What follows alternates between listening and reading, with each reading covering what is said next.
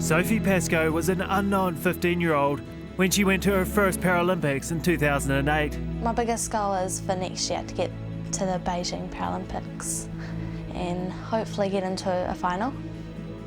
She won 3 gold medals and a silver. Accolades and awards followed. And the winner is Sophie Pascoe. She was voted New Zealand's favourite Paralympic athlete, Canterbury Sportswoman of the Year, was a finalist at the Halberg Sports Awards, won Attitude Sports Performer Award, and became a member of the New Zealand Order of Merit. Now, she will arrive in London with a huge expectation to succeed. Since our achievements in Beijing, we're the hunted now, and to be able to retain that is the hardest thing possible. You know, it's not about stepping out of the woodwork and, you know, smashing them in Beijing like I did, and I was basically the new girl on the scene, you know. Now it's not that anymore. It's about retaining it.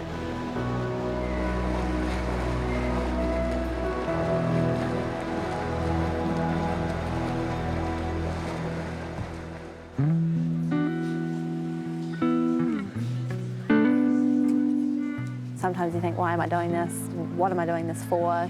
And that's the negative side of things, but then the positive is, you know, I'm doing it for myself. I'm going out there, I'm achieving something, and that's the way I want it to be.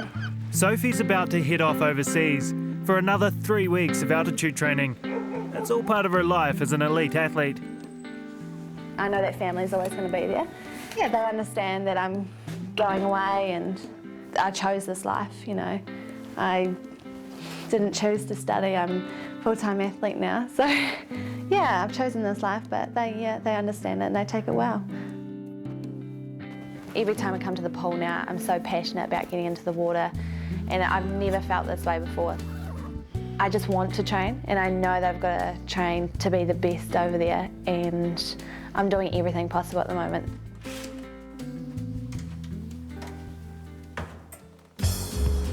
The altitude training has taken her to Flagstaff, Arizona, 2,000 metres above sea level, one of a handful of dedicated altitude training cities around the world.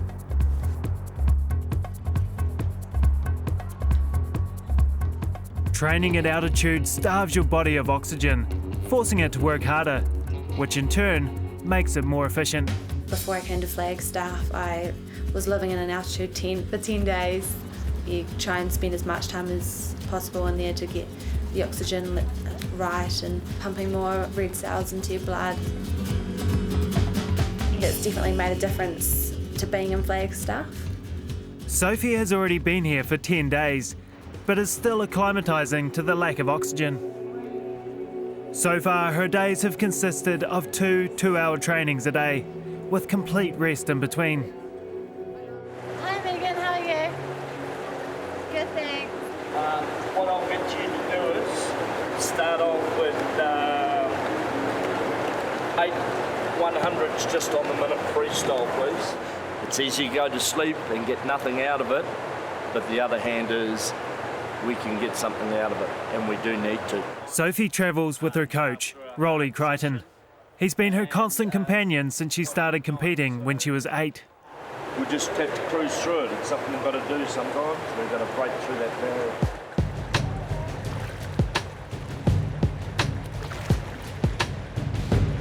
She hasn't slept well. She's come off a hard session, and really hard to get in on Friday mornings. Rolly knows her well, when to push her and when to ride the clutch. Today, he's having to back off. We'll put your fin on, and I want you to go 25 111, 25 222, stop at the other end, 25 333, 25 444. So we need to switch on, get that done. You can have a sleep while you get the massage. When you're tired, it becomes boring. I'm getting nothing out of you. I want to get something out of these sessions.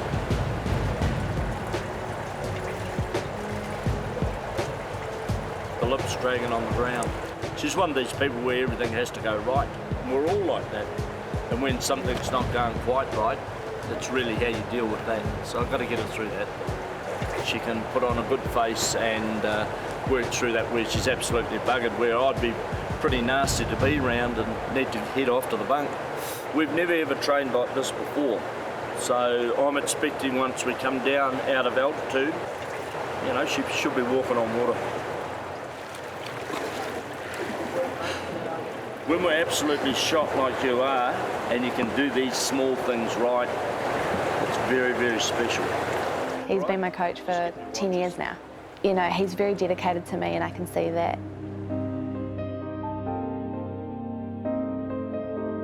He knows what he's talking about. He's been to the Paralympics, he's been there and done it, he's won gold. We've got such a good bond, that's why we succeed. I need someone that pushes me to the maximum every day in training. A lot of people wouldn't be able to put up with someone that's so protective, but I think, you know, at the end of the day, he goes out of his way to make me an athlete and make me a champion, and I couldn't ask for much more from him. Right, Soph, I'm going to get you to put this on your head. We're going to do some cup workout in the backstroke. The old cup's seen better days, but you can balance anything on your head.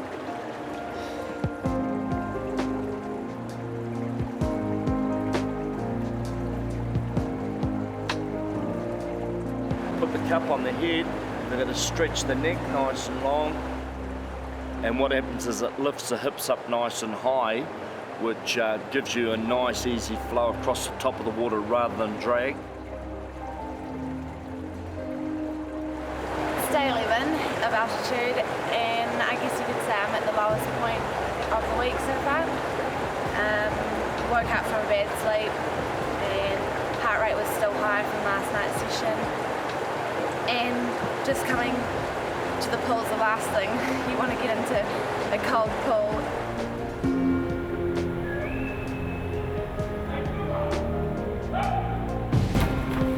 I just got to do it. It's only 2 hours to go and I just keep going, and it's about striving for what you want, and I can't just come to the pool and be like, well, that was a crap session, you know. I don't want to leave the pool feeling guilty if I haven't done the best I can. I think she's incredibly mature for someone her age, and very focused, single-minded, dedicated. You know, she's like kind of the living embodiment of the Olympic ideals. You know, when you think of commitment and sacrifice and dedication and all those things rolled into, you know, what it takes to become an elite athlete at that level. You know, she's an exemplary example. Specifics you want worked on today? Just those same places. Still bugging you? Yeah. Okay. Does that ever go away? Have you? I don't think it ever does. Maybe a little bit hard. Getting used to the altitude here in Flagstaff? Yeah, I did have a really hard set on Tuesday. The heart rate was still high in the morning. Oh. Tender there? Yeah. In Sophie's world, even pain has its benefits. Low points are huge. You can't be happy every day, you know, you've got to have those low points that you sit, you think, why am I doing this? But that's because it's got so hard and you've put yourself outside that comfort zone, that you've really kind of put that question out there. But I think the low days push you even more to think, oh well, tomorrow's going to be a better day. Tomorrow's going to be the day I'm really going to have a good training session, or tomorrow's going to be the day that I'm going to race the best I've ever raced. But as well as the brutal physical challenges, there's the mental pressure of isolation.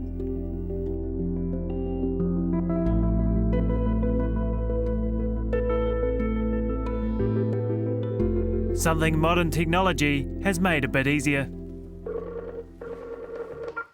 Hi, Hi. how are you? I'm good, thanks. How are you? Good, what are you doing? Just Skyping you. How was swimming? All right? I had a pretty crap day. Why? I woke up, my heart rate was quite high, and I woke up every hour last night. It was horrible. Oh. So, yeah, I wasn't feeling that great this morning, so training was pretty blur. Mum plays a big part of my life. She's like my rock, so she's my bestest friend. She's always there. She can just switch off from being a mum, so I definitely try to get in a few Skype sessions. All right, nice talking. Okay then, darling. I love you. Love you too. Bye. Have a good... Bye. Take your marks. Hup. Sophie has been doing this for a long time now. She started winning while still at high school in Christchurch.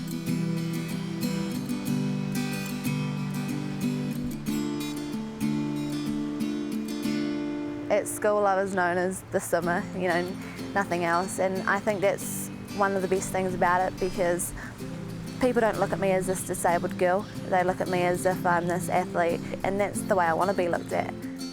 She's 14 years of age, obviously looking at as a prospect for Beijing and been up there. But she's still young. She's only a teenager at 14. So you've got a trainer between like an adult and somebody who's going to be a medal prospect and somebody who's young. So it's a fine line, and so you've got to step back at times. But no one realised they were watching a future world champion. Last year when she went to the Worlds, that sort of opened their eyes, and next thing... It opened our eyes too. We weren't expecting, you know, her to come third and get a medal. And since then, it's just, she's just gone on, hasn't she? And I think done she's, better. I think she set her goals a lot higher too, and She's we're surprised fully us. supportive of her. Yeah, but we've both been behind her, and you know, we're there for her. Sophie credits her parents' attitude as fundamental to her success. You know, I don't just do it for myself, I swim for them, because they've been a huge part of it. They've been taking me to swimming since I was young, mum and dad, 5 o'clock in the morning, you know. How much of a pain would that have been for them? Tell us about what happened, I guess what you remember and what you've been told. I had a lawnmower accident at home, ride-on lawnmower when I was 2.5, and my father was driving the lawnmower, and apparently this big green lawnmower, cool, ran up behind it. Next thing, I'm blimmin' well under it. What about your father? How's he handled it? It would have hit him really close to home. I've never really asked them how they got through what happened, or how they dealt with the situation.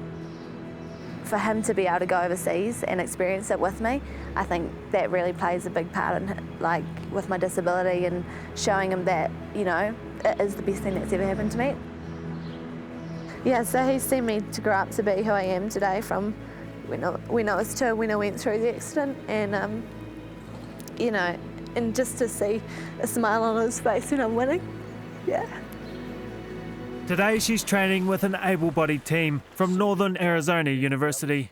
This will be very foreign to you on here, on the board, so I'll just run it down. 2 100s, working the fly, the middle part, the back and the breast easy, coming home strong. Rowley has an international reputation and coaches a few classes as part of the training agreement. 4 25s fly. Okay, they're on 40, so that's quite a relaxing time. Does get a little manly down here, a little harder.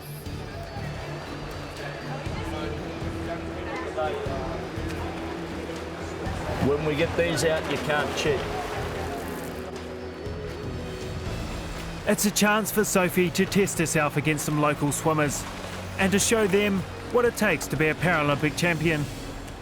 If you coach really well and you do all the things, dot the I's, cross the T's, you're in control of the race when you're sitting up there, and your athlete, where you've spent so much time together, they do as they're told, and you can just push the buttons from the stand.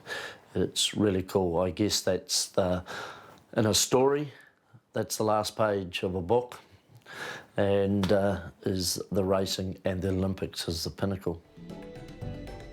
The next Olympics, it's basically you're going to have to be a world champion at every race to be in the top 3. After 2 weeks solid training, Sophie gets a weekend off.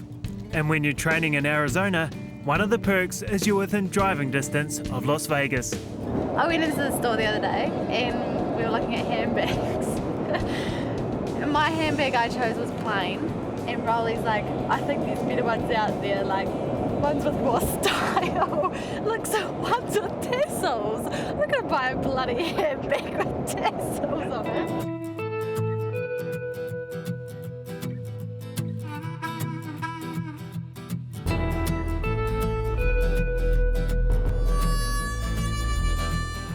it's a pretty surreal sort of place. Could be crazy. Yeah. Very dramatic. Very dramatic.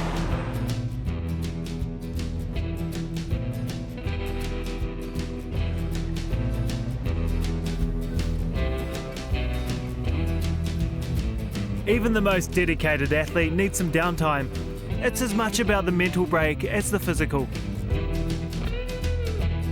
It's very different to home. It's very dramatic. Every step you take, it's just dramatic, right to left. You know, this is just a break away from swimming. I mean, I've been, 12 days in a hotel and just been in the hotel and in the pool, and this here is like a nice breakaway for the weekend, just to experience the nightlife. You're gonna get Eddie, he's the good snake, okay? The snake will not touch you for the life. That may or may not. One hand right here. Put your one hand right here. There you go. There you go. Come on. You're good. Shit! I think you have to put yourself outside the comfort zone to be successful, and I think it was a little too outside my comfort zone, really, though. I'm not a big fan of creepy crawlies or long things either. Yeah, it definitely made me all funny. Okay, I'm ready for it to be off me now. I'm ready to be Oh, look at this picture. That's great. Okay. I'm really, thanks so much, but whew.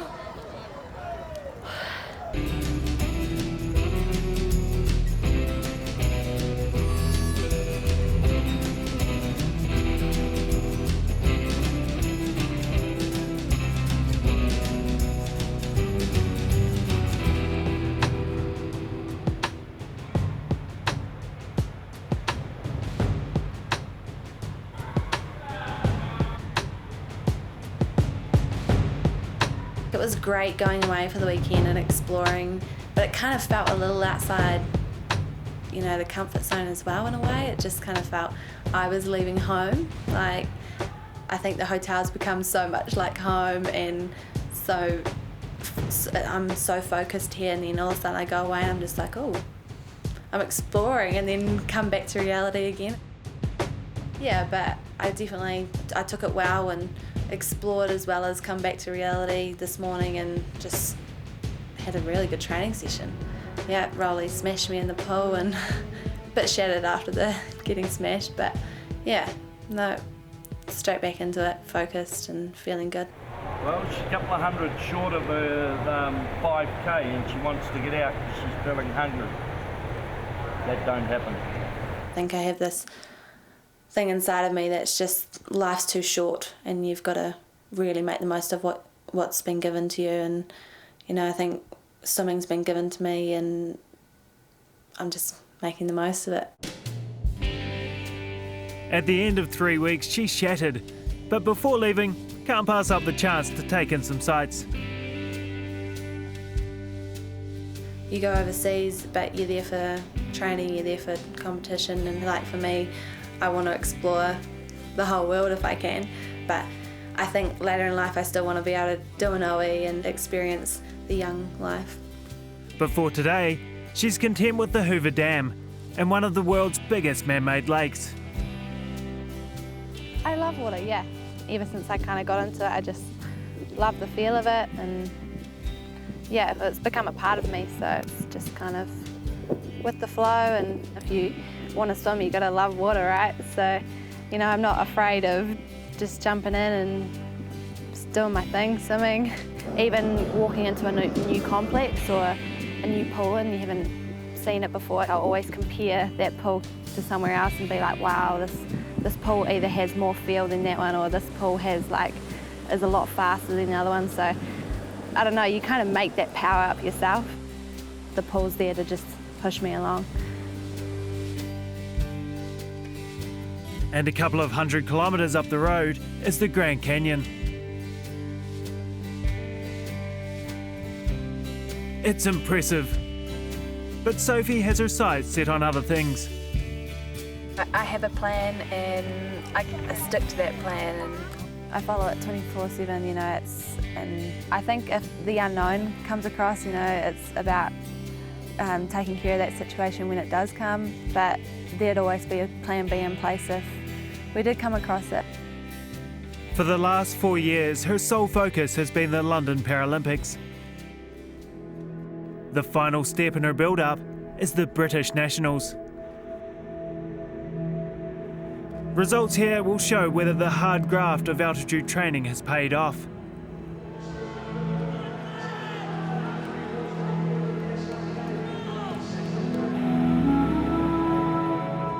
As the current world #1, everyone here is seeking to take her down. Wonder she didn't bloody drown.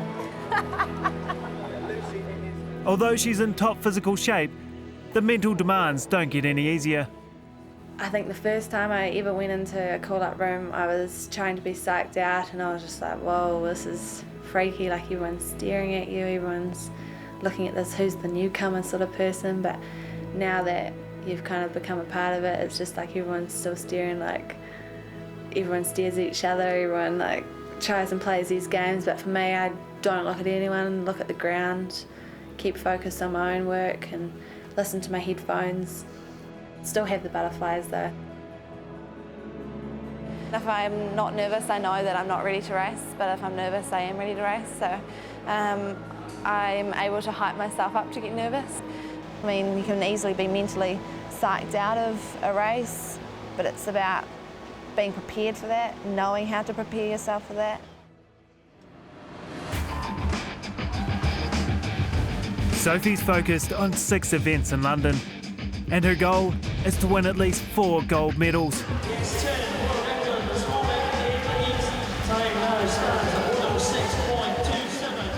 And the way she's blasted the field in the 100-metre butterfly, she's right on track.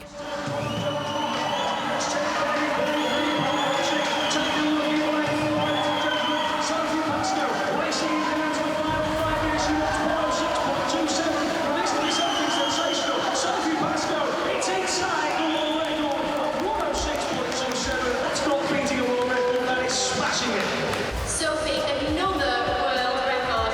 Is there any stopping you? No, we're all trying to be the best, not trying to hope to be this.